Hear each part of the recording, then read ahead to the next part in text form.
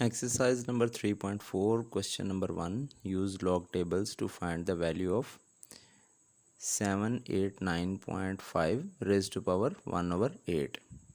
इसकी हमने value find out करनी है, तो हम इसको लेट कर लेंगे, let this value be equal to x. तो यूजिंग लॉग टेबल करना है, तो इसलिए दोनों साइड का हम लॉग ले लेंगे, taking log on both sides.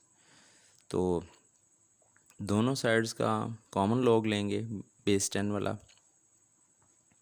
इधर आ जाएगा लॉग एक्स, और इसके साथ भी लॉग आ जाएगा, लॉग 789.5 रेज टू पावर 1/8। दोनों के साथ लॉग आ जाएगा, लेफ्ट हैंड साइड के साथ भी और राइट हैंड साइड के साथ भी। नेक्स्ट स्टेप में ये होगा, इस लॉग को तो ऐसे ही लिखते जाएंगे।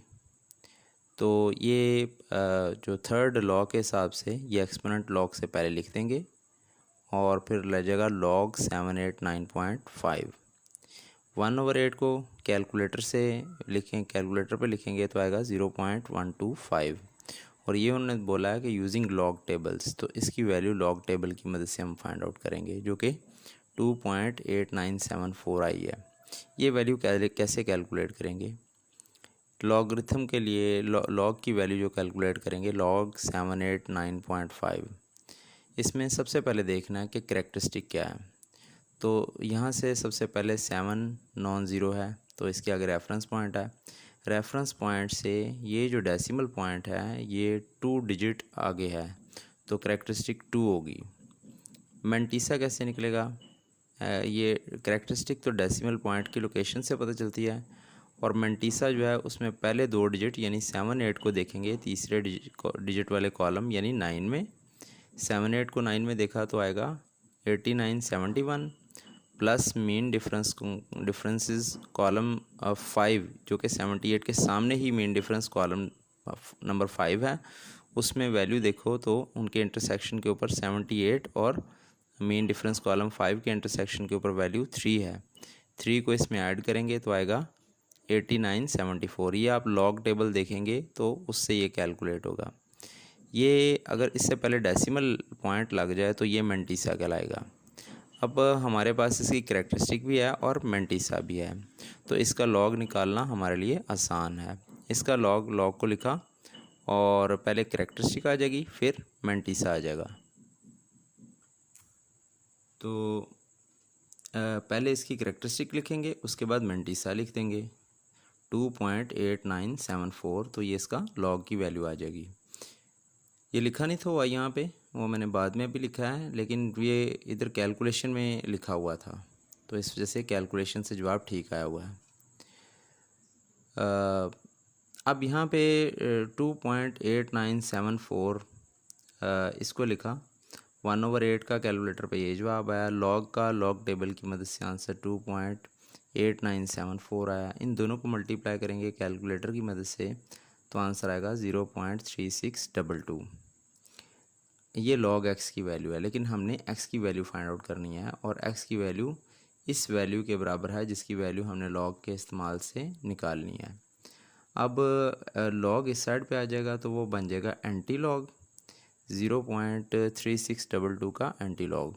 तो इसका मतलब एंटी लॉग हमने निकालना, लॉग वाला इस वाले कॉलम में हमने निकाला है, एंटी लॉग वाला इधर लिखेंगे एक्स। ये सारी स्टेटमेंट ऐसे लिख दी, x is equal to anti log 0.3622।